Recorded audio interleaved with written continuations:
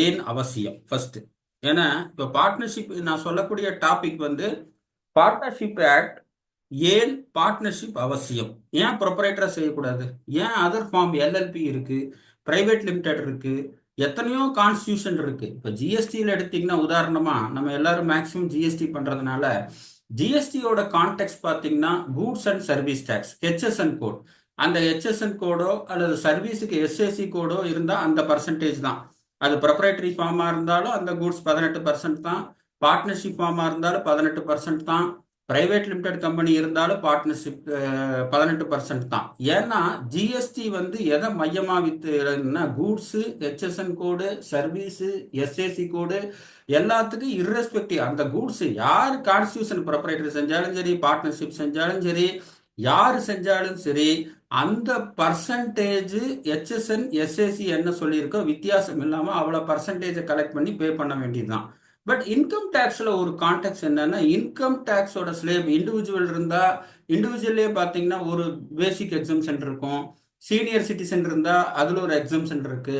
Super senior citizen இருந்தால் income டேக்ஸில் exemption கூட 5 lakh.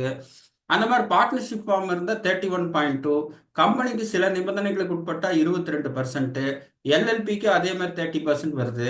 So இந்த மாதிரி இன்கம் டேக்ஸ் பார்த்தீங்கன்னா கூட்ஸ் சர்வீஸ் டேக்ஸ் போல ஹெச்எஸ்என் எஸ்ஏசி கூட மையமாக இயங்காம கான்ஸ்டியூஷனை பேஸ் பண்ணி இன்கம் டேக்ஸ் ரேட்டு ஃபிக்ஸ் பண்ணுது. இண்டிவிஜுவல்னா இருக்கு, அந்த இண்டிவிஜுவல்லே நார்மல் சீனியர் சிட்டிசன்னா இவ்வளவு, சூப்பர் சீனியர் சிட்டிசன்னா இவ்வளவு, இதுல இண்டிவிஜுவல்ல. அதே மாதிரி பார்ட்னர்ஷிப் ஃபார்ம்ல பாத்தீங்கன்னா partnership firm 31.2, 30 + 4% education cess. Limited கம்பெனியில சில நிபந்தனைகளுக்கு உட்பட்டு இருந்ததுன்னா 22%. அந்த மாதிரி இன்கம் டேக்ஸ் வந்து கான்ஸ்டியூஷன் அடிப்படையில் இன்கம் டேக்ஸ் ரேட்டு மற்ற விஷயங்களை ஃபிக்ஸ் பண்ணி கொண்டு போகுது ஆக்சுவலா. ஸோ இதுதான் ஃபண்டமெண்டல் டிஃபரன்ஸ். ஜிஎஸ்டி வந்து ஹெச்எஸ்என் எஸ்எஸ்சி மையமாக வச்சு இயங்குது, கான்ஸ்டியூஷன் அதுக்கெல்லாம் பிரச்சனை இல்லை. அது யார் வித்தாலும் யார் வாங்கினாலும் அந்த ப்ராடக்ட்டுக்கு என்ன ஹெச்எஸ்என், அந்த சர்வீஸுக்கு என்ன எஸ்எஸ்சி கோடு, இதுக்கு என்ன ரேட்டு, அது யாராக இருந்தாலும் ப்ரொப்ரைட்டரி ஃபார்மாக இருந்தாலும் பப்ளிக் லிஸ்டட் கம்பெனியாக இருந்தாலும் அந்த பர்சன்டேஜ் கலெக்ட் பண்ண அந்த பர்சன்டேஜ் பே பண்ணணும். இது வந்து ஜிஎஸ்டியோட சாராம்சம். பட் இன்கம் டேக்ஸோட சாராம்சம் வந்து அப்படி கிடையாது. இண்டிவிஜுவலா இருந்தா இப்படி ரேட்டு, ஸ்லாப் ரேட்டு, பார்ட்னர்ஷிப்பா இருந்தா இப்படி, பிரைவேட் லிமிடெட் இருந்தா இது, இந்த மாதிரி இருக்கு. அப்போ இந்த மாதிரி இன்கம் டேக்ஸுக்கும் ஜிஎஸ்டிக்கும் ஃபண்டமெண்டல் கான்செப்ட் டிஃபரன்ஸ் இருக்கும்போது ஏன் நாம் பார்ட்னர்ஷிப் கன்சர்னை பண்ணித்தான் ஆகணுங்கிற ஒரு சூழ்நிலைக்கு உள்ளாகிறோம் அப்படின்னு பார்க்கும்போது, குறிப்பா பார்த்தீங்கன்னா ஒரு ஒரு தனி மனிதனுக்கு என்னதான் ஒரு தனி மனிதன் மிக வலிமையானவனாக இருந்தாலும், என்னதான் இருந்தாலும் அவனுடைய நாலேஜ், அவனுடைய மணி, அவனுடைய கான்டாக்ட் ஒரு எல்லைக்குள் தான் இருக்க வேண்டும். அது சிறிய எல்லையாக இருக்கலாம், பெரிய எல்லையாக இருக்கலாம், அது வேற பிரச்சனை.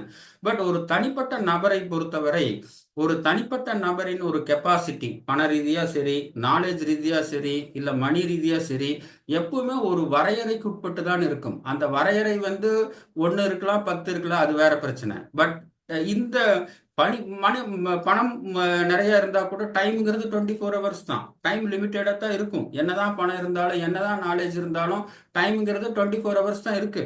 அதுக்குள்ள அவரோட கெப்பாசிட்டிக்கு, அவரோட உடம்பு ஒத்துழைக்கிற அளவுக்கு என்ன செயல்பாடு முடியுமோ அதே தான். அப்போ இன்னொருத்தரை சார்ந்து இருக்க வேண்டிய ஒரு நிர்பந்தம் ஏற்படுகிறது. ஒரு மனிதன் தான் வேற ஒரு ஒரு மணி ரீதியாவோ, நாலேஜ் ரீதியாவோ, இல்ல ஒரு பிசினஸ் ரீதியாவோ ஒருத்தர்கிட்ட பண்ணும்போது அந்த அமைப்பை லீகலா ஒரு சேப்புக்கு கொண்டு வரும்போது ஈஸியான ஒரு கான்ஸ்டியூஷனா இருப்பது partnership. Other LLP private limited இருக்கு. எல்எல்பி பிரைவேட் லிமிடெட் இருக்கு, மினிஸ்ட்ரி ஆஃப் கார்பரேட் அஃபேர்ஸ் கீழ் வருகிறது. ஆனால் பார்ட்னர்ஷிப்ங்கிறது simple organisation. Proprietor simple, so simple. Partnership அடுத்தது சிம்பிள். ஸோ இந்த மாதிரி பார்ட்னர்ஷிப் இருக்கு. உதாரணத்துக்கு பார்த்தீங்கன்னா எம்எஸ்எம்இ ஆக்ட்ல நம்மளோட கான்ஸ்டியூஷன் வந்து சோல் ப்ரொப்ரைட்டர்லேருந்து லிமிடெட் கம்பெனி மட்டும் இருந்தால் கூட பார்ட்னர்ஷிப்பும் அதில் ஒரு ஆர்கனைசேஷனை ரெகனைஸ் பண்ணுது. ஸ்டார்ட் அப்ல பார்த்தீங்கன்னா ப்ரொப்ரைட்டர்ஷிப் ஆரம்பிச்சிங்கன்னா ஸ்டார்ட் அப்ல ரெஜிஸ்டர் பண்ண முடியாது. பார்ட்னர்ஷிப் இருக்கணும், எல்எல்பி இருக்கணும், லிமிடெட் கம்பெனி இருக்கணும். அப்போ பார்ட்னர்ஷிப் இருந்தா மட்டும் பத்தாது, பார்ட்னர்ஷிப் ரெஜிஸ்டர் பண்ணி இருக்கணும். இங்க ரெஜிஸ்டர் ஃபார்ம்ஸ்ல ரெஜிஸ்டர் பண்ணியிருக்கணும். அப்போ எம்எஸ்எம்இ ஆக்ட் பார்த்தீங்கன்னா அதுல எந்த கான்ஸ்டியூஷன் வேணா இருக்கலாம். எம்எஸ்எம்இ ஆக்டுக்கு டேர்ன் ஓவர் அண்ட் இன்வெஸ்ட்மெண்ட் தான் முக்கியம். அது சோல் ப்ரொப்ரைட்டரா இருக்கலாம், பார்ட்னர்ஷிப்பா இருக்கலாம், என்ன வேணா இருக்கலாம். ஆனா ஸ்டார்ட் அப்பை பொறுத்தளவு நீங்க ப்ரொப்ரைட்டரா இருக்கிற கம்பெனி வச்சு நீங்க ஸ்டார்ட் அப்புக்கு அப்ளை பண்ண முடியாது. ஈவன் பார்ட்னர்ஷிப்பா இருக்கிற கம்பெனி வச்சு கூட ஸ்டார்ட் அப் அப்ளை பண்ண முடியாது. பார்ட்னர்ஷிப் ரெஜிஸ்டர் பண்ணியிருந்தா ஸ்டார்ட் அப்ல பண்ண முடியும். LLB private limited company okay, but partnership வந்து பண்ண முடியாது. பார்ட்னர்ஷிப் அன்ரெஜிஸ்டர்ட் பார்ட்னர்ஷிப் பண்ண முடியாது ஒன்று. அடுத்தது இது வந்து அப்போ ஒன்று வந்து நம்மளுடைய தேவைகள், நம்மளுடைய விஸ்திரிப்பு, நம்மளுடைய விருத்திக்காக இன்னொருத்தரோட என்கேஜ் பண்ணும்போது அது ஒரு லீகல் ஷேப்புக்கு கொண்டு வரும்போது சிம்பிளா முதல் ஸ்டெப் ஸ்டோனா இருக்கிறது பார்ட்னர்ஷிப். அடுத்தது அந்த பார்ட்னர்ஷிப்ல நமக்கு ஆள் சேர்றாங்க, அக்கௌண்ட்ஸ் டீம் சேர்றாங்க, சேல்ஸ் டீம் சேர்றாங்க, நம்மளோட பிசினஸ் நல்லா விரிவடையுதுங்கிறப்போ அடுத்தடுத்து எல்எல்பி, பிரைவேட் லிமிடெட், பப்ளிக் லிமிடெட்னு அப்படியே விஸ்தரிச்சுட்டு போகலாம். ஆரம்பத்துல மிக சிம்பிள் ஃபார்ம் ஆஃப் ஆர்கனைசேஷன் ஒரு 1000 ரூபாய்க்கு பார்ட்னர்ஷிப் டீட் வாங்கி போட்டோம்னா சிம்பிள் ஆக்சுவலா. ஸோ பார்ட்னர்ஷிப் என்பது அடுத்தவங்களை சார்ந்து இருக்க வேண்டியது இருக்கிறது. காலத்தின் கட்டாயத்தினாலோ இல்லை ஆண்டவனோட ஒரு நிர்பந்தத்தாலோ ஒரு சூழ்நிலையினாவோ அடுத்தவங்களை சார்ந்து இருக்க வேண்டியது இருக்கு. அந்த சார்ந்து இருக்கிறப்போ அதை ஒரு லீகல் ஷேப் கொடுக்க வேண்டியது இருக்கு. அந்த லீகல் ஷேப் இருக்கிறப்போ நமக்கு ரொம்ப காம்ப்ளிகேட்டடான ஆர்கனைசேஷன் இல்லாமல் சிம்பிளான ஆர்கனைசேஷன் ஸ்ட்ரக்சர் பார்ட்னர்ஷிப். அதை ரெஜிஸ்டர் பண்ணுற கூட 200 ரூபா ஆகும், ஸ்டாம்ப் பேப்பர் 1000 ரூபா ஆகும், ஈஸியாக ஆரம்பிக்கலாம். LLB and private limited company ஆரம்பிக்கலாம் என்றால் கொண்டால் கூட ஆரம்பத்தில் இன்னொருத்தரோட சேர்ந்து ஆரம்பித்து பார்ட்னர்ஷிப் ஆக்ட் பண்ணி அப்படியே ஸ்டெப் ஸ்டெப்பாக நமக்கு டீமு, ஆப்ரேஷன், சேல்ஸு, ஆளு, பணம் இது எல்லாம் சேர்றப்ப அப்படியே கொண்டு போகிறது நல்லது. இது ஒரு பேசிக் ஸ்ட்ரக்சர். அதே மாதிரி லீகலா பாத்தீங்கன்னா எம்எஸ்எம்இ ஆக்ட்ல பார்ட்னர்ஷிப் ஆக்ட் ரெகனைஸ் பண்றாங்க. One of the organisation even sole proprietor இருக்கலாம். அதை விட மிக முக்கிய காரணம் ஸ்டார்ட் அப்ல வந்து சோல் ப்ரொப்ரைட்டரி கம்பெனி ஸ்டார்ட் அப்புக்கு அப்ளை பண்ண முடியாது. பார்ட்னர்ஷிப் ஃபார்மும் அப்ளை பண்ண முடியாது. பார்ட்னர்ஷிப் ஃபார்ம் ரெஜிஸ்டர்டாக இருந்தால் மட்டும் அப்ளை ஆக முடியும். LLB, private limited, public limited தாராளமாக பண்ணலாம். இது ஒன்று இருக்கு. இது பார்ட்னர்ஷிப்பின் அவசியம். அடுத்தது பார்த்தீங்கன்னா இந்த பார்ட்னர்ஷிப் ஏன்னா இது ஒரு லீகல் ஷேப். ஹெச்எஃப் பார்த்தீங்கன்னா it is by operation of the லான்னு சொல்ல முடியாது, பை சக்சஷன். ஒரு ஹெச்எஃப் ஒரு ஃபேமிலியில் ஒருத்தர் இருந்தாருன்னா அந்த ஹெச்எஃப் அவரோட வாரிசு வாரிசு வாரிசு இந்து சக்சஷன் ஆக்ட் இருக்கு, இதெல்லாம் இருக்கு, அது அப்படி வரும். But partnership is by agreement. It is a legal ஷேப்புக்கு எப்போ ஒரு அக்ரிமெண்ட் வருதோ அப்போதான் லீகல் ஷேப் வரும். அப்போ பார்ட்னர்ஷிப்ல பார்த்தீங்கன்னா இந்தியன் பார்ட்னர்ஷிப்னு நமக்கு மனசுல வந்தோன்னே இது எங்கெங்க போய் என்னென்ன பார்க்கணும். உதாரணத்துக்கு அட்மிஷன் இருக்கு, எடுக்கிறது இருக்கு, ரெமுனரேஷன் இருக்கு, இன்ட்ரெஸ்ட் இருக்கு, எத்தனையோ பார்ட்னர்ஷிப்போட விஷயங்கள் இருக்கு. பிரைவேட் லிமிடெட் கம்பெனி பார்த்தீங்கன்னா articles of association, memorandum of அசோசியேஷனுங்கிற சில ஆவணங்கள் இருக்கு. அதை மீறி போகும்போது கம்பெனிஸ் ஆக்ட் இருக்கு. அந்த மாதிரி பார்ட்னர்ஷிப் வந்து அதனுடைய ஆப்ரேட்டிங்கோ இல்லதுக்கோ ஒரு பைபிள். இப்போ நமக்கு ஒரு பகவத்கீதை, பைபிள், ஏதோ ஒரு குரான் இந்த மாதிரி இருக்கு. இதை கவர்ன் பண்றதுக்கு நம்மளோட இண்டிவிஜுவல் ஆக்டிவிட்டி கவர் பண்றதுக்கு இது மாதிரி பார்ட்னர்ஷிப் ஆக்டை கவர் பண்றதுக்கு லீகலா ஒரு சட்டம் இந்தியன் பார்ட்னர்ஷிப் ஆக்ட் 1932 கொண்டு வர பண்ணியிருக்காங்க. அது ஒன்று. இன்னொன்று வந்து இன்கம் டேக்ஸ் ஆக்ட் 1961 31(3)25 மட்டும் 1961 இன்கம் டேக்ஸ் ஆக்ட் அப்ளிகபிள். 31(3)26 மட்டும் 14(2026) இருந்து new Indian income tax 2025 applicable.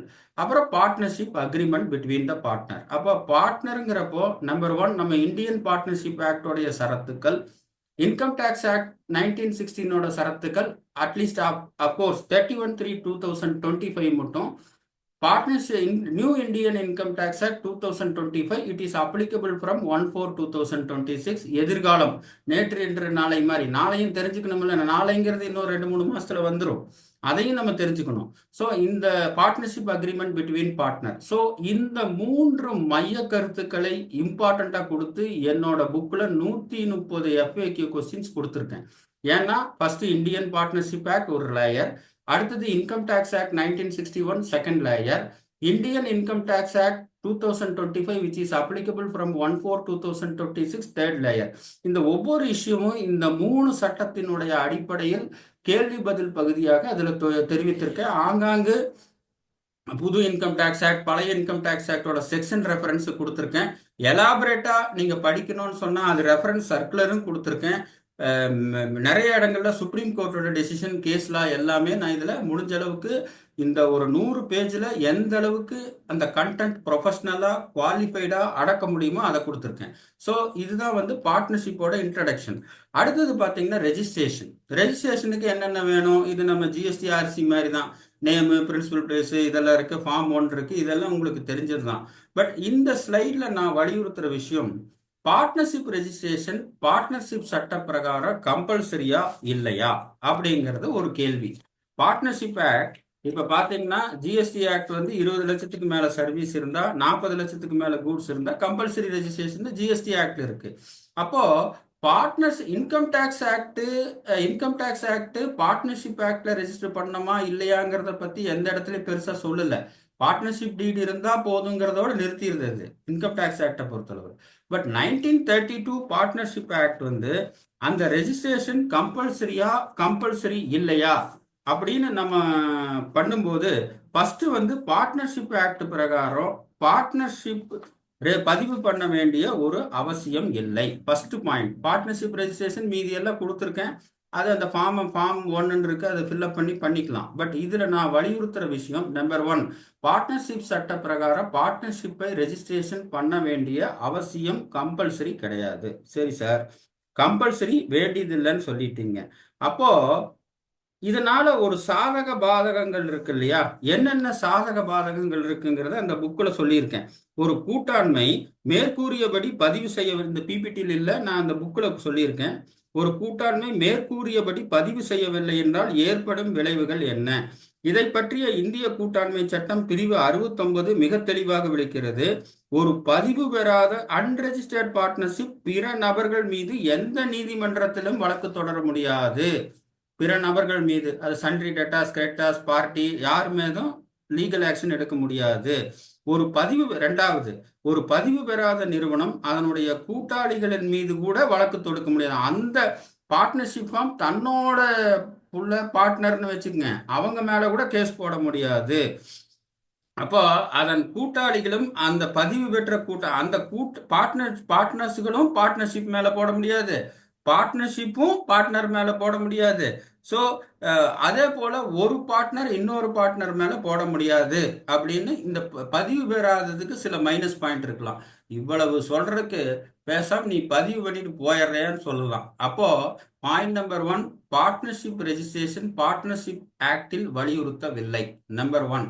Number 2, பதிவு பெறவில்லை என்றால் அந்த பார்ட்னர்ஷிப் ஃபார்ம் வெளிநபர்கள் மீது லீகலா ஒரு பணம் வரல, கொடுக்கல, போகல, சண்டை சச்சரவு, இது லீகலாக ஒரு ப்ரொசீடிங் பண்ண முடியாது. முதல் லீகல் ப்ரொசீடிங் பண்ணணும், முதல்ல அஃபீஷியலாக ரெஜிஸ்டர் பண்ணிட்டு வாங்கன்னு சொல்லுவான் ஒன்று. இன்னொன்று, அந்த பார்ட்னர்ஷிப் ஃபார்ம் தன்னோட பார்ட்னர் மேலேயே போட முடியாது, கேஸு வழக்கு தொடர முடியாது. அந்த பார்ட்னர்ஷிப் ஃபார்ம்ல போட முடியாது. அதே போல ஒரு பார்ட்னர் இன்னொரு பார்ட்னர் மேல இவர் அதை பண்ணல, இது பண்ணிட்டாரு, அதை பண்ணல அப்படின்னு கேஸ் போட முடியாது. அப்போ இவ்வளவெல்லாம் சொல்லும்போது கடைசியா நீங்க என்ன சார் சொல்ல வர்றீங்க? பார்ட்னர்ஷிப் ரெஜிஸ்டர் பண்ணிருங்க, அவ்வளவுதான் இது. ஸோ விவாதத்தோட முடிவு. அடுத்தது, இப்போ ஒவ்வொரு விஷயத்துக்கும் ஒரு பைபிள் இருக்கும். அது மாதிரி பார்ட்னர்ஷிப்புக்கு பார்ட்னர்ஷிப் அக்ரிமெண்ட் என்பது ஒரு முக்கிய விஷயமா இருக்கு. ஏன்னா ஒவ்வொரு ஆக்டிவிட்டி நம்ம எங்க கொண்டு போனோம்னா, இப்போ பார்ட்னர்ஷிப் வந்து எப்போ ஸ்டார்ட் பண்றதுல இருந்து, தொடக்கத்துல இருந்து முடிவிலிருந்து, ஏன்னா உலகத்துல துவங்கம் பண்ணது எல்லாமே முடிவு வந்து தான் ஆகணும். இது வந்து உலக நியதி. ஸோ அப்போ டைம் ஆஃப் பார்ட்னர்ஷிப் எப்போ, எந்த காலகட்டத்துக்கு? பொதுவாக வந்து பார்ட்னர்ஷிப் அக்ரிமெண்ட்ல என்ன போடுவாங்கன்னா, பார்ட்னர்ஷிப் அட் வில், இவங்க விரும்பும் போது இதை முடித்து கொள்ளலாம்ங்கிற மாதிரி ஷரத்து இருக்கும். சில இடத்துல பார்த்தீங்கன்னா ஒரு ஸ்பெசிபிக் பிஸ்னஸுக்காக ஆரம்பிக்கிறாங்க, ஒரு ஸ்பெசிபிக் ப்ராஜெக்டுக்காக ஆரம்பிக்கிறாங்க. ஒரு ப்ராஜெக்ட் வந்து ஒரு 2 வருஷம் 3 வருஷம் போகுதுன்னா அந்த ப்ராஜெக்ட் வர மட்டும் அந்த பார்ட்னர்ஷிப் இருக்கலாம், டைமாக இருக்கலாம். சிலது வந்து நார்மல் ட்ரேடிங்கு, நார்மல் பிஸ்னஸ் இருக்கிறது வந்து அந்த பார்ட்னர்ஸ் விரும்புகிறப்ப டிசால்வ் பண்ணிக்கலாம்னு ஒரு ஷரத்து இருக்கலாம். இல்லை அதில் ஒரு பார்ட்னர் வெளியில் போயிட்டு இன்னொரு பார்ட்னர் உள்ளே வரலாம் ஆக்சுவலாக. அதே மாதிரி பார்ட்னர்ஷிப் அக்ரிமெண்ட் வந்து அந்த ஒரு பார்ட்னரோட ஒரு நிர்வாகத்துக்கு உண்டான இன்ஸ்ட்ரக்ஷனை கொடுப்பதில் ஒரு முக்கிய ஆவணமாக இருக்கிறது. இதில் இன்கம் டேக்ஸ் ஆக்ட் மிக தெளிவாக சொல்லுகிறது, பார்ட்னர்ஷிப் அக்ரிமெண்ட் வந்து நீங்கள் வாயில பேசிட்டு இந்த பழைய காலம் மாதிரி பார்த்துக்கலாங்க அப்படிங்கிறதெல்லாம் இருக்கக்கூடாது. இதை வந்து 1000 ரூபீஸ் ஸ்டாம்ப் பேப்பரில் நீங்கள் ரெஜிஸ்டர் பண்ணுறீங்களோ இல்லையாங்கிறது வேற விஷயம். But partnership should be in return and the stamp பேப்பர்ல இருக்கணும். அது ரெஜிஸ்டர் பண்றது பண்ணாதது போன ஸ்லைட்ல நிறைய பேசிட்டோம். இப்போ இது ஸோ அந்த பார்ட்னர்ஷிப் அக்ரிமெண்ட்ல இந்த தகவல் எல்லாம் இருக்கணும். இந்த பிபிடி ஷேர் பண்றேன், இதுல என்ன தகவல், interest, remuneration, books of accounts, arbitration clause இருக்கணும். ஏன்னா என்னைக்கு ஒரு நிறைய பேர் நம்ம சேர்றோமோ அப்பவே வந்து வில்லங்க வர்றதுக்கு வாய்ப்பு இருக்கு. எப்படி ஒற்றுமையினால நம்ம மேல மேல போறதுக்கு வாய்ப்பு இருக்கோ, அதே நிறைய பேர் சேரும்போது டிஸ்பியூட் வர்றதுக்கு வாய்ப்பு இருக்கு. ஸோ ரெண்டு சைடும் கத்தியோட ரெண்டு முனை மாதிரி கூட்டாண்மை வந்து மேல போகவும் செய்யும். கூட்டாண்மை வந்து சில தருணங்களில் இல்ல சில கூட்டாண்மைகளில் பல தருணங்களில் டிஸ்பியூட் வர்றதுக்கு வாய்ப்பு இருக்கு. அந்த மாதிரி டிஸ்பியூட் வர்றப்போ ஒரு ஆர்பிட்ரேஷன் மெக்காசின், ஒரு நடுவர் இவர்கிட்ட போய் பஞ்சாயத்துக்கு நிற்கலாம் அப்படிங்கிற மாதிரி இருக்கணும். ஸோ பார்ட்னர்ஷிப் அக்ரிமெண்ட் வந்து கண்டிப்பாக இருக்க வேண்டும். ஸ்டாம்ப் பேப்பர்ல இருக்கணும்.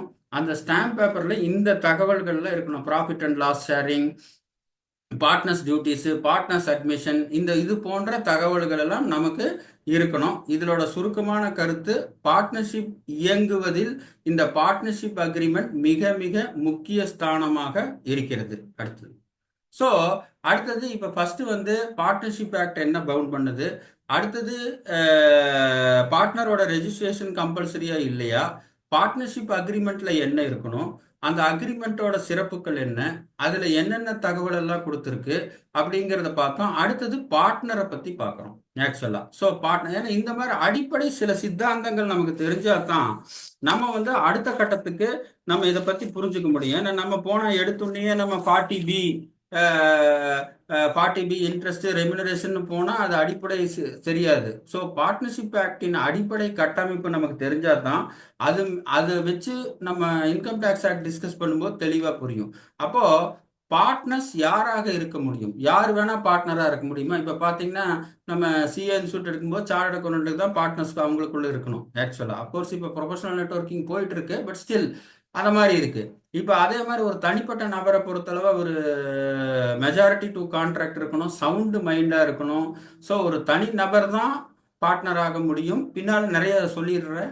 பார்ட்னர்ஸை பொறுத்தளவு ஒரு தனி நபரை பொறுத்தளவு ஒரு கெப்பாசிட்டி டு கான்ட்ராக்ட் இருக்கணும், மெஜாரிட்டி ஏஜ் இருக்கணும், மைனராக இருக்கக்கூடாது. மைனர் கூட அட்டன் பண்ணலாம் for the benefit of partnership. பொதுவாக வந்து அவர் ஏஜ் ஆஃப் மெஜாரிட்டி, சவுண்டு மைண்டாக இருக்கணும், நல்ல ஒரு தனிப்பட்ட நபர். அடுத்து இரண்டாவது கருத்து, ஒர்க்கிங் பார்ட்னர் வந்து இண்டிவிஜுவலா மட்டும்தான் இருக்க முடியும். இந்த இன்கம் டேக்ஸ் ப்ரொவிஷன் ஆக்சுவலா ஒர்க்கிங் பார்ட்னருக்கு நம்ம பார்ட்னர்ஷிப் ரெமினரேஷன் இன்கம் டேக்ஸ் சட்டத்தில் கொடுப்போம். அந்த ஒர்க்கிங் பார்ட்னர் வந்து இண்டிவிஜுவலா மட்டும்தான் இருக்க முடியும். ஒர்க்கிங் பார்ட்னர் வந்து ஒரு பார்ட்னர்ஷிப் ஃபார்மாவோ, ஒர்க்கிங் பார்ட்னர் வந்து ஒரு எல்எல்பியாவோ, ஒர்க்கிங் பார்ட்னர் வந்து ஒரு பிரைவேட் லிமிடெட் கம்பெனியாவோ இருக்கக்கூடிய வாய்ப்பு இல்லை. ஆக்சுவலா ஒர்க்கிங் பார்ட்னர் அப்படின்னு சொன்னாவே இன்கம் டேக்ஸ் ஆக்ட் மிக மிக தெளிவாக சொல்லுகிறது, working partner should be individual. இண்டிவிஜுவல்னு யாரு சார், ரோபோட்டா? இல்ல, ஹியூமன் பீயிங்ஸ். அது ஒண்ணு. அடுத்தது minor and female can be partner and working partner. Minor வந்து சார் ஃபீமேல் புரிஞ்சுது, ஃபீமேல் வந்து age of majority, sound mind இருக்கு. ஸோ அவங்க வந்து பார்ட்னராக இருக்கலாம் அல்லது ஒர்க்கிங் பார்ட்னராக இருக்கலாம். ஆனால் மைனர் எப்படி சார்? மைனர் கூட ஒர்க்கிங் பார்ட்னராக இருக்க முடியும். உதாரணத்துக்கு ஒரு மைனர் இருக்காரு, ஃபர்ஸ்ட் வந்து மைனர் ஏஜ் ஆஃப் மெஜாரிட்டி இல்லை, பார்ட்னர்ஷிப்புக்கு அட்மிட் பண்ண முடியுமா இல்லையா என்னன்னு கேட்டால், minor for the benefit of the partnership agreed by the all the partner admit பண்ணலாம் ஒன்று. அப்போ அந்த மைனர் வந்து அந்த பார்ட்னர்ஷிப்பின் லாபத்தில் மட்டும் வெறும் நட்டத்தில் பங்கேற்க மாட்டார். இது ரெண்டாவது பாயிண்ட். மைனர் வந்து ஒர்க்கிங் பார்ட்னராக அப்பாயின்மெண்ட் பண்ண முடியும். இது மூணாவது பாயிண்ட்.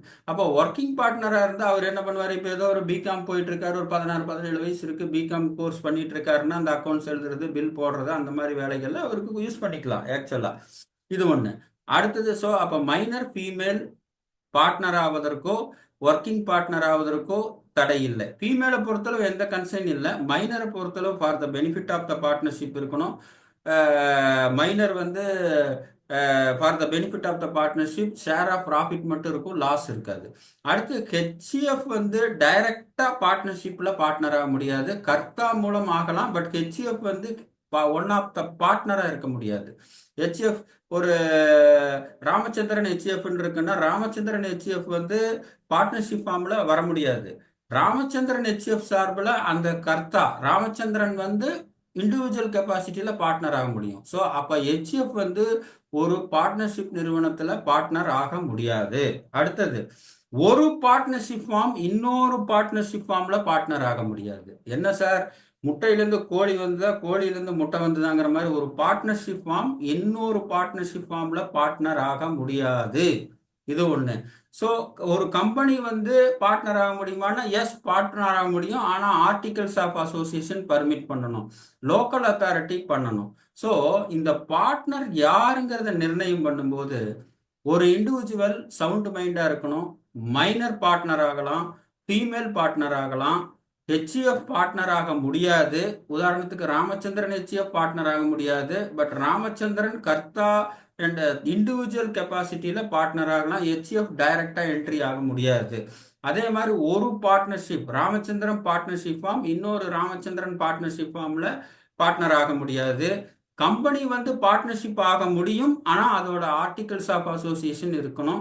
லோக்கல் அத்தாரிட்டி பார்ட்னர்ஷிப் ஆகலாம். சரி, இது வந்து யார் யார் பார்ட்னராக தகுதி படைத்தவர்கள், யார் யார் பார்ட்னராக தகுதி சட்டத்தின் பார்வையில் தகுதி அற்றவர்கள் அப்படிங்கிறத நான் இந்த புக்கில் பார்த்தீங்கன்னா கொஸ்டின் நம்பர் 27 ஒரு கூட்டாண்மையில் ஒர்க்கிங் பார்ட்னர் என்பவர் யார், அதை எப்படி வரையறை செய்யப்படுகிறது, வருமான வரி சட்டம் 40(b) பிரகாரம் அவர் தீவிரமாக ஈடுபடுபவர்கள் இருக்கிறார்கள். யார் ஒர்க்கிங் பார்ட்னராக இருக்க முடியும்? ஒரு தனிநபர் மட்டுமே ஒர்க்கிங் பார்ட்னராக இருக்க முடியும்.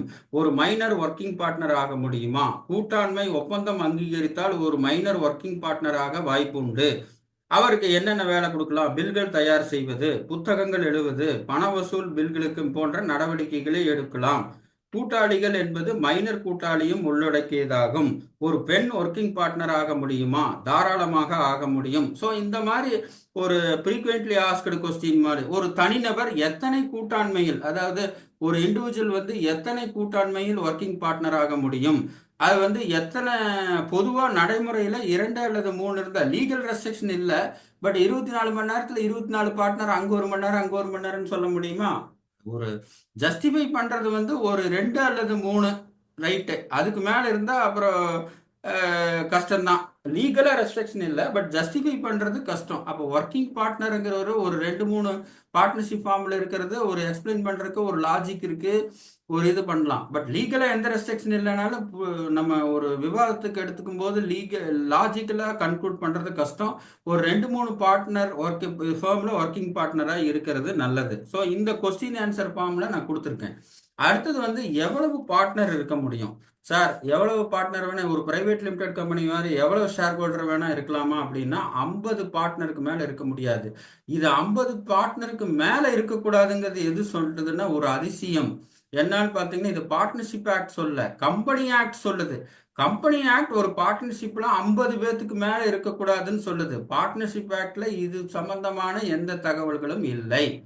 ஸோ அப்போ ஒரு பார்ட்னர் வந்து இப்போ 50 பேர் இருக்காங்கன்னா 51வது பேர் வந்தாவே நம்மளால பார்ட்னர்ஷிப் விட்டு வெளியில எல்எல்பி, பிரைவேட் லிமிடெட் கம்பெனி அந்த மாதிரி போக வேண்டிய ஒரு நிர்பந்தம் ஏற்படுகிறது. மேக்சிமம் நம்பர் ஆஃப் பார்ட்னர் 50 பேர் தான் இருக்க முடியும்.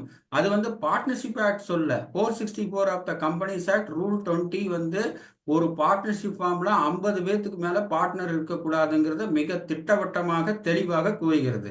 அப்போ இந்த ஸ்லைடோட சாராம்சம் பார்த்தீங்கன்னா, யார் பார்ட்னர் ஆக முடியும், யார் பார்ட்னர் ஆக முடியாது, எவ்வளவு பார்ட்னர்கள் இருக்கலாம், அது சட்டத்தின் பார்வை என்ன, என்னோட எஃப்ஏக்யூல அது சம்பந்தமான கேள்வி பதில் பகுதிகள் என்ன, இது வந்து சொல்லிட்டேன். இது வந்து பார்ட்னருங்கிறது யார் உள்ள வர முடியும், யார் உள்ள வர முடியாதுங்கிறது அரசியலுக்கு மட்டும் இல்லை, பார்ட்னருக்கும் இது பொருந்தும். இதை கொஞ்சம் பார்த்துக்குங்க. அடுத்தது பார்த்தீங்கன்னா, நம்ம பார்ட்னர்ஷிப்போட இன்கம் டேக்ஸ் ஆக்ட் ப்ரொவிஷனுக்கு வருவோம்.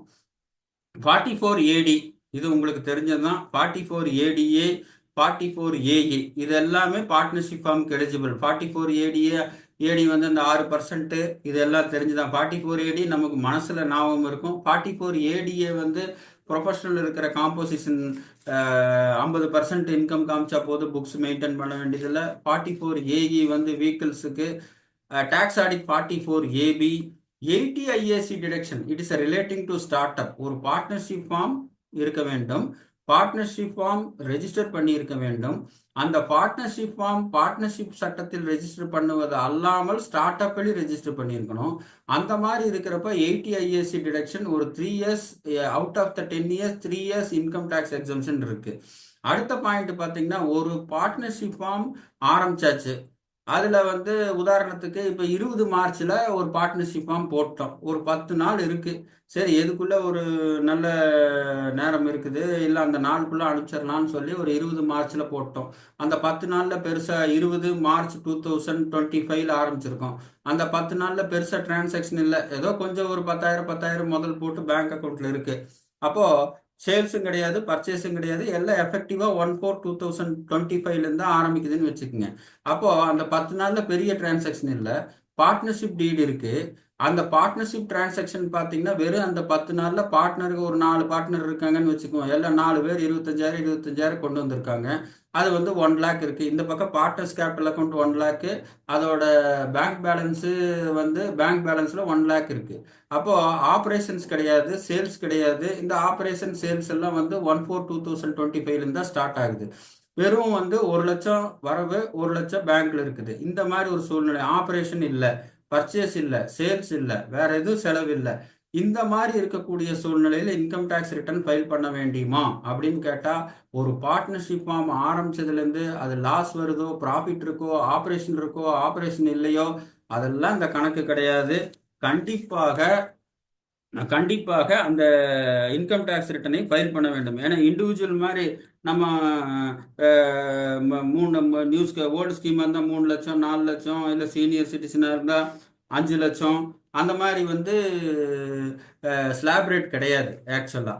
ஸோ அப்போது நம்ம தெரிஞ்சுக்க வேண்டியது, பார்ட்னர்ஷிப் ஃபார்ம் ஒன்று ஆரம்பித்தால் அது ஒரு டிரான்சாக்ஷன். நான் சொன்ன இந்த 1 லட்சம் உதாரணம், 1 லட்ச ரூபா கொண்டு வந்திருக்காங்க, 1 லட்ச ரூபா பேங்க் இருக்காங்கன்னா, நான் சொன்ன உதாரணத்தில் வரவும் கிடையாது, செலவும் கிடையாது, பர்ச்சேஸும் கிடையாது, சேலும் கிடையாது. இந்த மாதிரி ஒரு கண்டிஷனுக்கே நம்ம ரிட்டர்ன் ஃபைல் பண்ண வேண்டும். அப்போ பார்ட்னர்ஷிப் ஃபார்ம் வந்து அது லாஸ் வந்தாலும் சரி, ப்ராஃபிட் வந்தாலும் சரி, ஆப்ரேஷன் இருந்தாலும் சரி, ஆப்ரேஷன் இல்லைன்னாலும் சரி, பார்ட்னர்ஷிப் ஃபார்ம் விநாயகர் சொல்லி போட்டுட்டோம்னா அந்த வருஷம் லாபமோ நட்டமோ கம்பல்சரியா ஃபைல் பண்ண வேண்டும். இது பார்த்துக்குங்க ஒன்று. அடுத்தது பார்த்தீங்கன்னா 194 ஏன்னு கொடுத்துருக்கேன். அந்த செக்ஷன் தப்பு. 184 அதை நான் கரெக்ட் பண்ணி பவர் பாயிண்ட்ல சொல்றேன். 194 செக்ஷன் 194 இன்கம் டேக்ஸ் ஆக்ட் 1961. அந்த 194 என்ன சொல்லுது ஆக்சுவலா, ஒரு கூட்டாண்மை ஒரு கூட்டாண்மையாக வருமான வரியில் கருதப்படுவதற்கு என்ன நிபந்தனைகள்? ஒரு கூட்டாண்மை, ஒரு பார்ட்னர்ஷிப் இருக்கு, பார்ட்னர்ஷிப் டீட் போட்டிருக்கோம், பார்ட்னருக்கு எல்லாத்துக்குமே எலிஜிபிலிட்டி கண்டிஷன் இருக்கு. ஆனா இன்கம் டேக்ஸ் கண்ணோட்டத்துல அது பார்ட்னர்ஷிப்பா தான் பண்ணணும் கருதணும்னு நினைச்சா நான் என்னென்ன செய்யணுங்கிறது இந்த 184 செக்ஷன் மிக முக்கிய ஸ்தானம் வகிக்கிறது.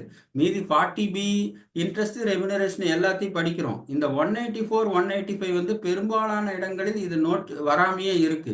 இந்த 194ஓட இது என்னன்னு கேட்டீங்கன்னா, நான் அப்படியே அந்த கொஸ்டின் ஆன்சர்ல படிக்கிறேன். இந்த 194 ஒன்றும் இல்லை. இந்த ஃபார்ம் ஒரு கூட்டாண்மையாக வருமான வரியில் கருதப்படுவதற்கு அல்லது வரி விதிக்கப்படுவதற்கு நிபந்தனைகள் என்ன அப்படின்னு கேட்டா, அது வந்து அந்த கொஸ்டின்ல ஆன்சர் சொல்லியிருக்கேன். ஒரு கூட்டாண்மை என்பதை உறுதிப்படுத்த கூட்டாண்மை ஆவணம் இருக்க வேண்டும், பார்ட்னர்ஷிப் டீட் இருக்கணும். அதில் ஒவ்வொரு கூட்டாளியின் பங்கும் தெளிவாக குறிப்பிட்டிருக்க வேண்டும். 4 பார்ட்னர் இருந்தாங்கன்னா அவங்க ஷேரிங் ரேஷியோ 25-25 இல்லை 50-25 அந்த மாதிரி பர்சன்டேஜ் கிளியரா சொல்லியிருக்கணும். கூட்டாண்மை முதல் வருமான வரி அந்த சான்றளிக்கப்பட்ட டீடை அட்டாச் பண்ணோம்னாங்க. இப்ப எல்லாம் இ ஃபைலிங் வந்துருச்சு, கேட்டா கொடுத்தா போதும். ஒரு வருடத்திலிருந்து அந்த வருடத்திலிருந்து வருமான வரித்துறையில் கூட்டாண்மையாக வருமான வரி விதிக்கப்படும். ஸோ அப்போ பார்ட்னர்ஷிப் டீட் இருக்கணும், அதுல ஷேர் பண்ணணும். பழைய இதுல பார்ட்னர்ஷிப் டீட் ரிட்டர்னோட அட்டாச் பண்ணுவோம். இப்போ கேட்டா நம்ம கொடுத்துக்கலாம், பார்ட்னர்ஷிப் டீட் போடணும். அதுல ஏதாவது சேஞ்சஸ் இருந்தால் ரிவைஸ்டு டீட் போடணும். இந்த நிபந்தனைகள் பின்பற்றலைன்னா என்ன? 194 ஒரு பார்ட்னர்ஷிப் ஃபார்ம் இன்கம் டேக்ஸ் சட்டத்தின் கண்ணோட்டத்தில் பார்ட்னர்ஷிப் ஃபார்மா கருதப்பட்டு அதனுடைய வட்டி, அதனுடைய ரெமினரேஷன், மீதி இருக்கிற சில செலவுகளை கழித்து கொள்ளவும் அனுமதிக்கவும் பார்ட்னர்ஷிப் ஃபார்மா கருதணும்னா இந்த மாதிரி டீட் இருக்கணும், பார்ட்னர்ஷிப் ஷேர் இருக்கணும். இதெல்லாம் வருமான வரி சட்டத்துக்கு அவசியம். இதை பத்தி மேலும் தெரிஞ்சுக்க செக்ஷன் 194 டீப்பா பாருங்க. ஏன்னா இந்த பார்ட்னர்ஷிப் டிஸ்கஷன்ல இந்த 194 வந்து பெரும்பாலான இடங்களில் இது சரியா சொல்றது இல்லை. ஸோ பார்ட்னர்ஷிப் டீட் சரியா இல்லை, பார்ட்னர்ஷிப் ஷேர் இல்லை, நம்ம கிளாஸ் எல்லாம் கரெக்டா எழுதலைன்னா பின்னால வந்து அசோசியேஷன் பர்சனா போட்டு மேக்சிமம் மார்ஜினல் ரேட்ல டாக்ஸ் ஆகக்கூடிய ஒரு டேஞ்சர் இருக்கு. அப்ப அடுத்தது 185 என்ன? ஒருவேளை நான் மேல சொல்லியிருக்கிற இந்த பார்ட்னர்ஷிப் டீட் இல்லை, அதுல பார்ட்னர் ஷேர் இல்லை, அதுல இருக்கிற சேஞ்சுக்கு வந்து நான் ரிவைஸ் டீட் பண்ணல, பழைய காலத்துல அந்த ரிட்டனோட அட்டாச் பண்ணல, இப்ப அந்த எலக்ட்ரானிக் ஃபைலிங் இருக்குனால அது கிடையாது. அப்படி இல்லை, அந்த நிபந்தனைகளை பண்ணலன்னா அந்த ஆனால் 185 இந்த டீட் எல்லாம் இல்லைன்னா செக்ஷன் 185 என்ன சொல்லுது? அது பார்ட்னர்ஷிப்பாகவே இருக்கட்டும், எங்களுக்கு அதுல என்ன கஷ்டம்? ஆனால் கூட்டாளிக்கு கொடுக்கும் சம்பளம், ஊக்கத்தொகை, கல்வித்தொகை அல்லது ஊழியம் முதலியனவை செலவாக கழித்துக் கொள்ள அனுமதி அளிக்கப்படாது. நான் பார்ட்னர்ஷிப் ஆக்டா இருக்கலாம், அந்த பார்ட்னருக்கு கொடுக்கக்கூடிய இன்ட்ரெஸ்ட், ரெமினரேஷனு, மற்ற போனஸோ இல்லை கமிஷனோ எதா இருந்தாலும் அந்த பார்ட்னர் சம்பந்தப்பட்ட செலவுகளை நாங்கள் சட்டபூர்வமாக அலோவ் செய்ய மாட்டோம். ஏன்னா நமக்கு தெரியும் பெரும்பாலான பார்ட்னர்ஷிப்புகளில் இன்ட்ரெஸ்ட், ரெமினரேஷன் இதுதான் மேஜர் செலவாக எழுதிட்டு மீதி இருக்கும். அப்போஸ் அந்த இன்ட்ரெஸ்ட் அண்ட் சேலரி வந்து அந்த பார்ட்னரோட தனிப்பட்ட வருமானத்தில் டாக்ஸ் ஆகும், அது வேற பிரச்சனை. அப்போ செக்ஷன் 184 வந்து படிங்க. அதுல வந்து ஒரு பார்ட்னர்ஷிப் ஃபார்ம் பார்ட்னர்ஷிப்பாக கருதப்படுவதற்கு என்ன அப்படிங்கிறத கொஸ்டின் நம்பர் 38ல சொல்லியிருக்கேன். அதுல சொல்லிட்டு வித் எஃபெக்ட் ஃப்ரம் 1 கீழே ஒரு ஃபுட் நோட் மாதிரி கொடுத்துருக்கேன். 1/4/2026 இருந்து இந்த செக்ஷன் 325 புது இன்கம் டேக்ஸ் ஆக்டில் வருகிறது. அப்போ பழைய 31/3/26 மட்டும் 194 செக்ஷன், 1/4/2026 இருந்து section 325 new income tax act 2025. அதே மாதிரி 185 பார்ட்னர்ஷிப் ஃபாலோ பண்ணலன்னா இன்ட்ரெஸ்ட், ரெமினரேஷன் எல்லாம் அலோவ் பண்ணாதுங்கிறது இன்கம் டேக்ஸ் ஆக்ட், பழைய இன்கம் டேக்ஸ் ஆக்ட்ல, இப்ப இருக்கிற இன்கம் டேக்ஸ் ஆக்ட்ல 185, புது இன்கம் டேக்ஸ் ஆக்ட்ல செக்ஷன் 326. ஸோ ஒவ்வொரு செக்ஷனுக்கு கீழேயும் 1/4/2026 அப்பக்கூடிய வரக்கூடிய ஒவ்வொரு செக்ஷனையும் ரெஃபர் பண்ணியிருக்கேன். அடுத்தது செக்ஷன் 194 டிடிஎஸ் பத்தி உங்களுக்கு பார்ட்னர் ரெமினரேஷன் இருக்கு, அதை பண்ணிட்டு இருப்போம். அடுத்தது 28(5) income of the partner. So இந்த ஸ்லைட்ல 3 பாயிண்ட்டுக்கு மிக முக்கியம். மீதி எல்லாம் தெரிஞ்சதுனாலும் ஒரு பார்ட்னர்ஷிப் ஃபார்ம் கம்பல்சரியாக விநாயகர் சொல்லி போட்டா அது லாபம் இருக்கோ நட்டம் இருக்கோ, வரவு கம்மியா இருக்கோ செலவு கம்மியா இருக்கோ, ரிட்டர்ன் கம்பல்சரியாக ஃபைல் பண்ண வேண்டும். ஒன்று. ரெண்டாவது 194 செக்ஷன் பிரகாரம் டீட் இருக்கணும், பார்ட்னர்ஷிப் ஷேர் இருக்கணும், இன்டிமேஷன் இருந்தால் ரிவைஸ் டீட் இருக்கணும், அப்போதான் பார்ட்னர்ஷிப் ஃபார்ம் கருதப்படுவாங்க. ஒருவேளை deed, profit sharing ratio, revised deed இதெல்லாம் இல்லைன்னா 195 பிரகாரம் பார்ட்னர்ஷிப்போட இன்ட்ரெஸ்ட், பார்ட்னரோட ரெமினரேஷன் அலோவ் பண்ணப்படாது. இது இந்த 3மே பார்த்துக்குங்க. இதில் அடுத்தது பார்த்தீங்கன்னா இன்ட்ரெஸ்ட்டை பொறுத்தளவு சிம்பிள் இன்ட்ரெஸ்ட் 12%, சிம்பிள் இன்ட்ரெஸ்ட் பார்த்தீங்கன்னா 12% தான், மேலே 12% கம்மியாக கொடுக்கலாம், 12%க்கு மேலே கொடுக்க முடியாது. இது ஒன்று. எல்லா பார்ட்னருக்கும் கொடுக்கலாம். ஏன்னா இப்போ பார்ட்னர் சேலரி பார்த்தீங்கன்னா ஒர்க்கிங் பார்ட்னருக்கு, எல்லா பார்ட்னருக்கு சேலரி கொடுத்தாலும் இன்கம் டேக்ஸ் கண்ணோட்டத்தில் ஒர்க்கிங் பார்ட்னரா டீட்ல சொல்லியிருந்து அவங்களோட ரெமினரேஷன் மட்டும்தான் அலவுடு. இப்போ பார்ட்னர்ஷிப் ஆக்ட்ல வந்து எந்த பார்ட்னருக்கு சம்பளம் கொடுக்கணும் கொடுக்கக்கூடாதுன்னு சொல்லல, எல்லா பார்ட்னருக்கும் நீங்க கொடுக்கலாம். ஆனா இன்கம் டேக்ஸ் கட்டத்துல அந்த சேலரி அலவ் ஆகணும் அப்படின்னு சொன்னா அவர் ஒர்க்கிங் பார்ட்னரை பார்ட்னர்ஷிப் டீட்ல ரெகனைஸ் பண்ணியிருக்கணும். ஸோ இப்போ இது 2 பாயிண்டா பிரியுது. ஒன்று, பார்ட்னர்ஷிப் ஆக்ட்ல எல்லா பார்ட்னருக்கும் சேலரி கொடுக்கறது உங்க விருப்பம், ரைட்டு. இன்கம் டேக்ஸ் சட்டத்துல எல்லா பார்ட்னருக்கு சேலரி கொடுத்தா அலோவ் பண்ணுமாங்கிறது இன்கம் டேக்ஸ் ஆக்ட் என்ன சொல்லுதுன்னா, நீ ஒர்க்கிங் பார்ட்னரா உன்னோட பார்ட்னர்ஷிப் டீட்ல போட்டா தான் நான் சேலரி அலோவ் பண்ணுவேன், இல்லாட்டி டிஸ்அலோவ் பண்ணுவேன்னு சொல்லுது. அப்போ இதுல 2 டைமென்ஷன் இருக்கு. பார்ட்னர்ஷிப் ரெமினரேஷனை பொறுத்தளவு ஆக்சுவலா அது அடுத்த ஸ்லைடா வருது, இருந்தாலும் இது இந்த விவாதத்துல இதை சொல்றேன். பார்ட்னர்ஷிப்போட ரெமினரேஷன் பார்ட்னர்ஷிப் ஆக்ட் எந்த தடையும் செய்யல, எந்த பார்ட்னருக்கு வேணா கொடுத்துக்கலாம். ஆனா வருமான வரி சட்டத்தில் என்ன சொல்லுதுன்னா, ஒரு பார்ட்னருக்கு சேலரி கொடுத்ததை நான் இன்கம் டேக்ஸ் சட்ட பிரகாரம் அலோவ் பண்ணணும்னா நீ அந்த தனிப்பட்ட நபர் இண்டிவிஜுவலை வந்து நீ ஒர்க்கிங் பார்ட்னரா பார்ட்னர்ஷிப் டீட்ல அங்கீகாரம் செய்திருக்கணும் மிக தெளிவாக கூறுகிறது. ஸோ இந்த டிஃபரெண்ட் டைமென்ஷன் இருக்கு. ஸோ அதனால் ஒரு நான் பார்ட்னர்ஸுக்கு சேலரி கொடுக்கும்போது அவர் ஒர்க்கிங் பார்ட்னரா பார்ட்னர்ஷிப் டீட்ல அங்கீகரிக்கப்பட்டிருக்காரான்னு பார்க்கணும். அதே மாதிரி இன்ட்ரெஸ்ட்டை பொறுத்தளவு பார்ட்னர்ஷிப் அக்ரிமெண்ட்ல இன்ட்ரெஸ்ட் கிளாஸ் இருக்கணும். நார்மலா வந்து இன்கம் டேக்ஸ் ஆக்ட்ல என்ன லிமிட் இருக்கோ அதுதான் அப்படி காப்பி பேஸ்ட் பண்ணுவோம், அது பார்த்துக்குங்க. ஸோ நீங்க அதே மாதிரி தான் இன்ட்ரெஸ்ட் பொறுத்தளவு நீங்க எவ்வளவு இன்ட்ரெஸ்ட் வேணா கொடுக்கலாம், 18% கொடுக்கலாம், 24% கொடுக்கலாம். அது உங்களோட அக்ரிமெண்ட்ல இருக்கிறது mutual consent of the partner, அதுல நம்ம உள்ள போறது இல்லை. பட் ஆனா இன்கம் டேக்ஸ்னு வரும்போது நம்ம என்ன சொல்றோம்னா 12%க்கு மேல போகக்கூடாது. உதாரணத்துக்கு ஒரு பார்ட்னருக்கு 18% ஒரு ஒரு நிறைய இன்வெஸ்ட் பண்ணியிருக்காரு, அவருக்கு 18% கொடுக்கணுங்கிறது அந்த பார்ட்னர்களோட ஒரு கூட்டு கான்சென்ட் ஒப்பந்தம். அதை பத்தி நம்ம வந்து சொல்ல முடியாது. ஆனா இன்கம் டேக்ஸ்னு வர்றப்போ எனக்கு 12% தான் அலோவ் பண்ணுவேன், அந்த 6% டிஸ்அலோவ் பண்ணுவேங்கிறது இன்கம் டேக்ஸோட சித்தாந்தம். ஸோ இந்த ரெண்டு சித்தாந்தங்களையும் புரிஞ்சுக்கணும். ஒரு பார்ட்னர் இன்கம் டேக்ஸ் ஆக்ட்ல 12% ரெஸ்ட்ரிக்ஷன் இருக்கிறதுங்கிறது இன்கம் டேக்ஸ் கான்டெக்ட்ல தானே ஒழிய, இந்த பார்ட்னர்ஷிப் ஆக்டை பொறுத்தவரை நீங்க எது வேணா எவ்வளோ வேணா அலோவ் பண்ணிக்கலாம். பட் இன்கம் டேக்ஸில் நீ எவ்வளோ வேணா போட்டுக்கோ, 12% இருக்கணும், இல்லை அதுக்கு கம்மியாக இருக்கணும். 12%க்கு மேலே போனால் அந்த டிஃபரன்ஸை டிஸ்அலோவ் பண்ணிடுவேன், சிம்பிள். ஸோ அதே மாதிரி இப்போ செக்ஷன் 185 பேசணும், இன்ட்ரெஸ்ட் அலோவ் ஆகாது அப்படின்னு சொல்லிட்டு. அடுத்தது பார்த்தீங்கன்னா ரெம்யூனரேஷன்.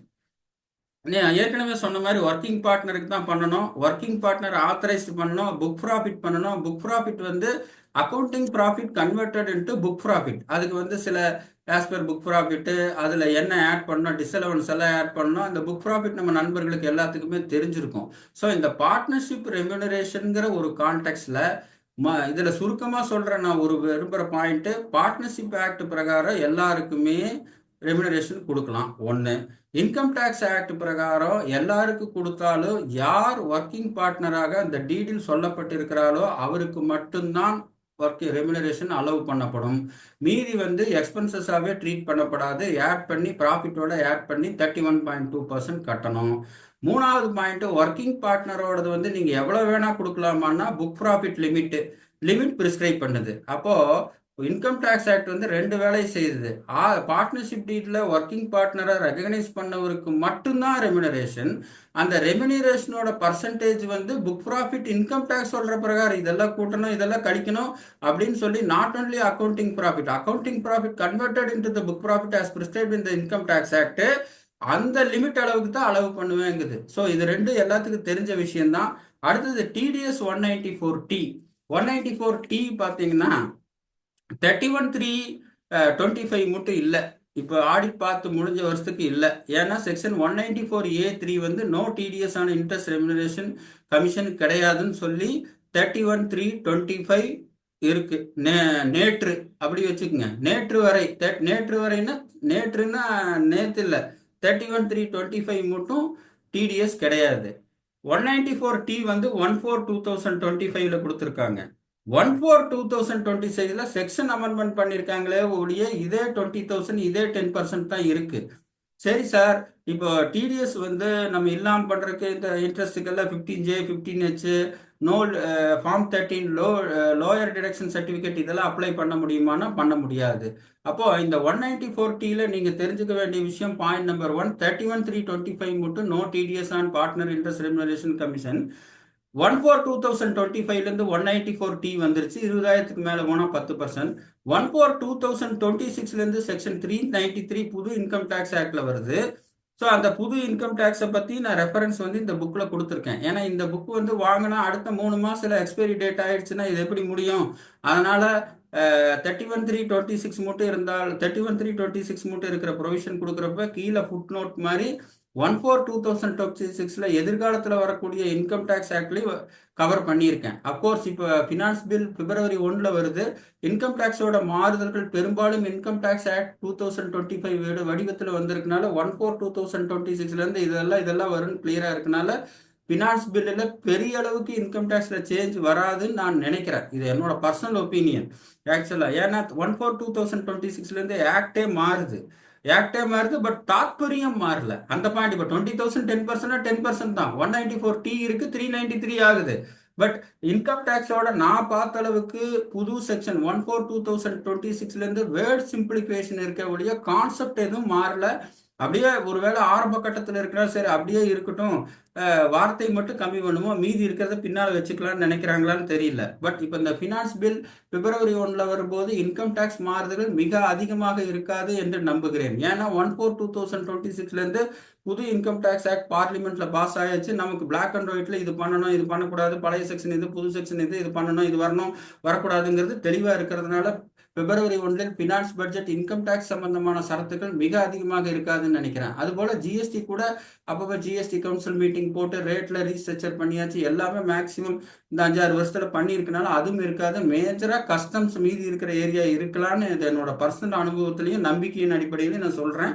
பட் வெயிட் இருந்து பார்ப்போம். ஆக்சுவலா அடுத்தது பார்த்தீங்கன்னா TDS on non resident working பார்ட்னராக இருக்க முடியும். செக்ஷன் 194 டி இல்லை. ஒரு நான் ரெசிடென்ட் பார்ட்னர் இருந்தாருன்னா அவருக்கு 194 டி அப்ளிகபிள் ஆகாது. 195 அது double taxation avoidance certificate, tax resident certificate, இதெல்லாம் நிறைய கான்செப்ட் இருக்கு. ஒருவேளை இந்த இன்ட்ரெஸ்ட் இன்கம் வந்து அவர் ஃபாரின் கண்ட்ரிலேருந்து அங்கேயும் டேக்ஸ் ஆகி இங்கேயும் டேக்ஸ் ஆச்சுன்னா நம்ம அந்த கண்ட்ரியில் எந்த கண்ட்ரியில் அவர் ரெசிடெண்ட்டாக இருக்காரோ அங்கே வந்து இன்புட் டேக்ஸ் கிரெடிட் மாதிரி ஃபாரின் டேக்ஸ் கிரெடிட் எடுக்கணும். இந்த பிபிடியோட சாராம்சம் வந்து செக்ஷன் 195 நான் ரெசிடென்ட் பார்ட்னருக்கு, 194 டி கிடையாது. So non resident partner of course working பார்ட்னராக இருக்க வாய்ப்புகள் கம்மி. பட் அது கூட இந்த காலத்தில் ஆர்டிஃபிஷியல் இன்டெலிஜென்ஸ் இருக்கனால ஜூம் மீட்டிங்கில் பேசினா மெயில் அது ஏதோ சொல்லலாம். பட் நான் ரெசிடென்ட் பார்ட்னருக்கு ரெமுனரேஷன் வரக்கூடிய சாத்தியக்கூறுகள் கம்மி.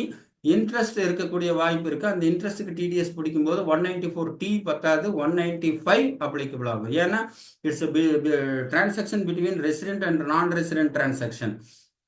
அடுத்தது பார்த்தீங்கன்னா கம்பல்சரி ஃபைலிங் ரிட்டர்ன் சொல்லிட்டேன். Belated return, ITR 4, electronically, managing direct partner income tax return பண்ணணும். இல்லைன்னா எனி அதர் பார்ட்னர் பண்ணலாம். ITRU உங்களுக்கு தெரிஞ்சிருக்கு. ஸோ இதுதான் வந்து பார்ட்னர்ஷிப் ப்ரொவிஷன். ஸோ இதில் நான் வந்து இந்த புக்கில் பார்க்கும்போது கிட்டத்தட்ட எல்லாத்தையுமே கவர் பண்ணியிருக்கேன். குறிப்பாக 1/4/2026 இன்னைக்கு வந்த சட்டத்தினுடைய புது செக்ஷன் ரெஃபரன்ஸும் கொடுத்துருக்கேன் கீழே ஒவ்வொன்று. ஏன்னா இந்த புக்கு வாங்குறவங்க 31/3/26 மட்டுமல்லாமல் அட்லீஸ்ட் 26/27 இன்னும் அடுத்த 1/4/27 என்ன வருதுன்னு நமக்கு தெரியாது. அட்லீஸ்ட் இந்த புக்கோட எக்ஸ்பைரி டேட் வந்து 31/3/26 + 31/3/27 மட்டுமாவது இருக்கணுங்கிற ஒரு எண்ணத்தில் இந்த புக்கை பண்ணியிருக்கேன். ஈவன் ஃபினான்ஸ் பில் வந்தால் கூட அதிகமாக சேஞ்சஸ் இருக்காதுன்னு நினைக்கிறேன். அப்படி ஒருவேளை இந்த பார்ட்னர்ஷிப் சம்பந்தமான ப்ரொவிஷன்கள் பிப்ரவரி 1 ஏதாவது வருமானால் அது சம்பந்தமாக தனியாக ஒரு நோட்ஸ் மாதிரி ப்ரிப்பேர் பண்ணி நம்ம எல்லா குரூப்லேயும் ஃப்ரீயாக ஷேர் பண்ணிடுறேன். அதை எடுத்து வச்சுக்கோங்க. ஸோ சுருக்கமாக சொன்னால் இந்த பார்ட்னர்ஷிப் புக் வந்து உங்களுக்கு வந்து ஒரு பார்ட்னர்ஷிப் டிஸ்கஷன்லேயோ ஒரு டெசிஷன் எடுக்கிறதுக்கோ மிக மிக முக்கியமாக அமையும். ஸோ இதை நீங்கள் பயன்படுத்திக்கிங்க. இந்த புக்கை வாங்கிக்கிங்க. இந்த புக்கின் அடக்க விலை 130 ப்ளஸ் 80 ரூபா வந்து போஸ்டல் சார்ஜஸ் 210. என்னோட நம்பருக்கு ஜிபே பண்ணிடுங்க. இதை பற்றி கொடுத்துட்றேன். ஸோ இந்த பிபிடி வந்து VRS நீலகண்டன் அவர்களுக்கு ஷேர் பண்ணுறேன். இந்த பிபிடி வச்சுக்கங்க, இந்த புக்கை வாங்கிக்கிங்க.